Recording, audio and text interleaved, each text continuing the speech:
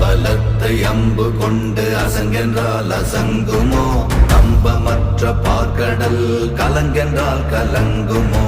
இன்பமற்ற யோகியை இருளும் வந்து அணுகுமோ? செம்பொன்னம்பலத்துளே தெளிந்ததே சிவாயமே.